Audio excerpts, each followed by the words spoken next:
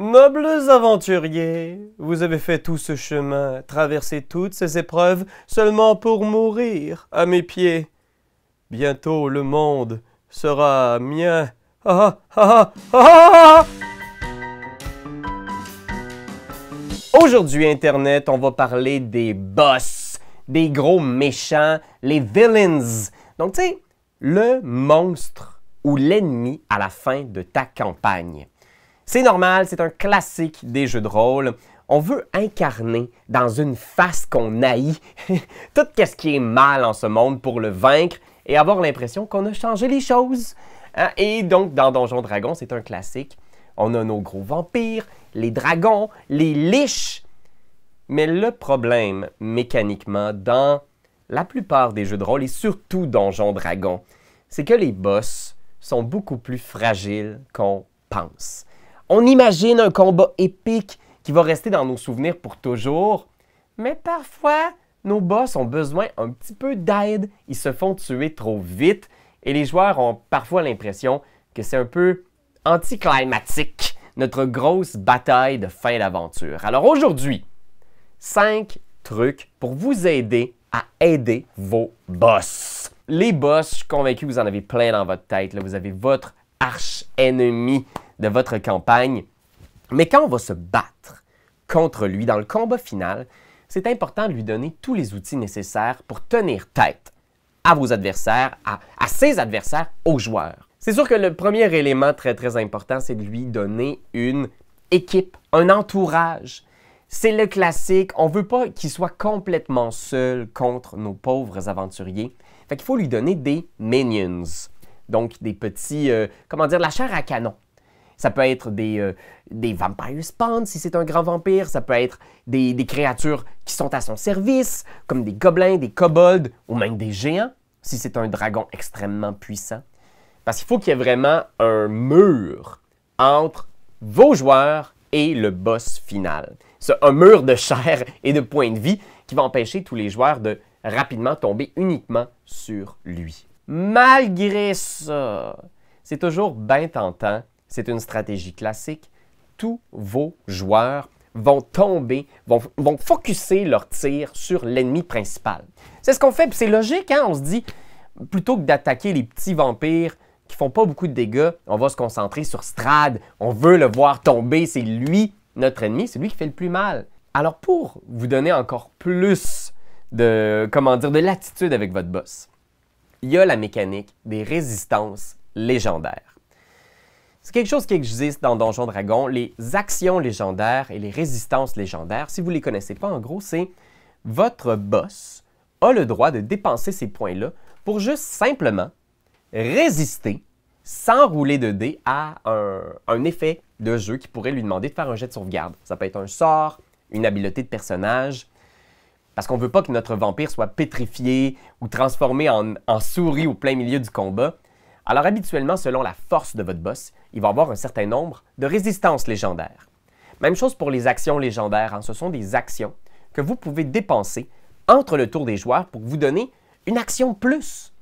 Et parfois, dans les stat blocks classiques du Livre des monstres 2024, vous allez avoir des options comme lancer un sort gratuitement, vous déplacer sans attaque d'opportunité, etc.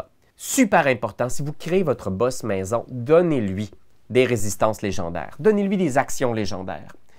Parce que si vous avez juste une action par tour pour faire mal à vos PJ, à vos aventuriers, eux autres, s'ils sont 5, ils ont 5 actions par tour. Et dans Donjons Dragons, l'économie d'action est reine, alors c'est ultra important. Il faut que votre boss puisse agir beaucoup, souvent, et qu'il puisse résister aux sorts. Moi, j'aime pas beaucoup la mécanique des résistances légendaires, mais qu'est-ce que tu veux, c'est nécessaire, c'est un mal nécessaire. Je pense que je vous inciterai aussi à trouver un truc pour communiquer à vos joueurs que votre boss est un boss. Donc, il y a des résistances légendaires. Par exemple, si votre dragon a des résistances légendaires, vous pouvez parler de runes magiques qui tournent autour de sa tête. Il y a 3 runes magiques de protection qui tournent autour de sa tête.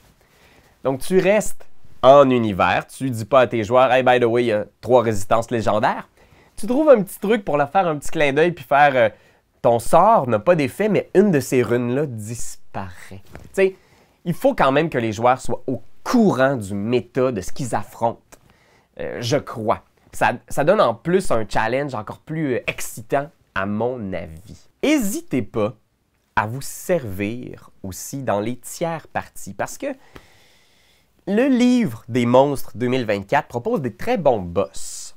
Mais moi, il m'a toujours manqué un petit quelque chose pour donner vraiment une saveur unique à ces monstres-là épiques. Puis donc, les tiers parties, ce sont d'autres éditeurs que Wizard of the Coast qui publient du matériel compatible avec Donjons Dragons. Moi, j'adore MCDM, qui font probablement parmi les plus beaux livres de jeux de rôle compatibles avec la 5e édition. Et il y a 2 très très bons livres si vous voulez vous donner de l'inspiration pour des boss. C'est Flea Martles, qui est leur bestiaire maison, et l'excellent Where the Evil Lives. C'est comme une espèce de livre qui vous propose des donjons, des antres de boss pour les niveaux 1 à 20. Et ça, c'est extraordinaire. Donc, si vous avez des aventuriers niveau 1, ils ont un boss épique niveau 1 avec son donjon, son château. Et si vos aventuriers sont niveau 7, même chose. Ils vous proposent une carte avec le lieu, tous les pièges qui vont gruger lentement vos joueurs avant d'affronter le super vampire elfique, etc. Une des affaires que je vous inciterais, même si vous n'achetez pas le livre de Where Evil Lives, inspirez-vous de cette idée-là de Matt Colville. Les boss de MCDM ont toujours 3 actions de villains. Donc oui, ils ont des actions légendaires, ils ont des résistances légendaires, mais en plus, ils ont 3 actions uniques qui représentent, à mon avis, les 3 actes du combat. Fait que c'est une méga giga grosse action que le méchant peut faire à n'importe quel moment entre 2 tours de joueurs. Et ils sont super thématiques avec la saveur du monstre en question. Par exemple, vous avez une reine gobelin, que son pouvoir, c'est elle peut utiliser une action pour faire « Tuez-les !» Et à ce moment-là, tous les gobelins ont... parce qu'elle a plein de minions qui travaillent pour elle, bien sûr. Hein, fait que tous les gobelins qui sont apportés peuvent faire une attaque contre un des joueurs. Fait que c'est comme une espèce de déferlement d'attaque gratuite sur tout le monde. Et le fait de savoir que cette action-là est possible, parce que tout comment elle est construite, ce boss-là dans le livre, lui permet de faire apparaître de nouveaux gobelins sur le champ de bataille. Fait que c'est très jeu vidéo, mais en même temps, c'est un puzzle super excitant pour les joueurs. Il y a une action de vilain, par exemple, d'un dragon de glace, qui permet, par exemple, de lancer une espèce de tempête de givre qui va immobiliser les aventuriers malchanceux qui ratent leur jet de sauvegarde. Alors là, soudainement, les enjeux deviennent tellement différents parce que tu ne sais jamais ce qu'il y a en réserve pour l'action de vilain de ce monstre-là. Et moi, j'adore ça. Vraiment un très beau produit, je vous le recommande. Et l'autre livre que j'ai trouvé très inspirant, c'est une idée qu'on trouve dans Tales of the Valiant. C'est l'espèce d'équivalent Donjon Dragon de la compagnie Kobold Press. Et ils ont inventé un système qui s'appelle les points de Doom. Et ce que j'aime beaucoup des points de Doom, c'est que c'est quelque chose que les aventuriers vont graduellement donner au boss. Donc à chaque fois qu'il laisse un espion s'évader, le boss gagne un point de Doom. À chaque fois qu'il tombe dans un piège, le boss gagne un point de Doom. Puis ça, c'est des petits tokens là, que vous pouvez mettre sur votre écran pour vraiment faire savoir aux joueurs, d'une façon très métagame, le Doom augmente, le boss devient de plus en plus puissant parce que vous le laissez gagner de l'influence, de la puissance en ce monde.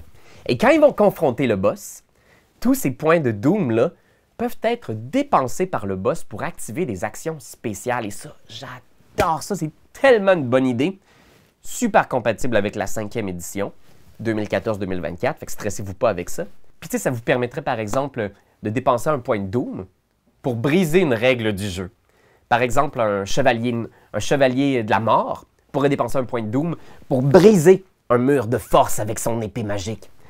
Par exemple, un nécromancien pourrait dépenser un point de Doom pour arracher la vie d'un de ses alliés pas loin et se guérir. Vous pouvez même utiliser un point de Doom, par exemple, pour, je sais pas moi, faire automatiquement échouer le sort d'un des joueurs. Puis ça, les joueurs, croyez-le, là, ils vont vraiment l'accepter parce qu'ils savent que chaque point de Doom que le boss a gagné, c'est un de leurs échecs au fil de leurs aventures. Fait que ça va rajouter d'autant plus de poids à tout votre donjon final. Wow! Hey, j'aurais tellement à dire sur les boss parce que j'aime tellement les boss. Je trouve ça tellement épique quand tu t'assois autour de la table et tu te dis « c'est ce soir qu'on affronte ce qu'on a construit pendant toute cette aventure-là. » C'est le point d'orgue à votre aventure. Fait que oui, je vous inviterai à réfléchir quand même profondément à ce combat final. Puis n'hésitez pas à laisser en commentaire si vous avez des suggestions, vous-même de mécaniques que vous utilisez pour vos boss. Je suis curieux de les lire. Merci toi, là, toi, puis toi, d'être là. C'est bien apprécié. On a, comme vous l'avez vu, traversé le 10 000 récemment, 10 000 abonnés. Et c'est super excitant de savoir que vous êtes là pour nous supporter, nous encourager. Fait qu'hésitez pas, si vous découvrez la chaîne, abonnez-vous. Allez voir notre Patreon aussi pour découvrir tous nos actual plays de plein de systèmes de jeux de rôle. Fait qu'on se retrouve très bientôt pour d'autres aventures.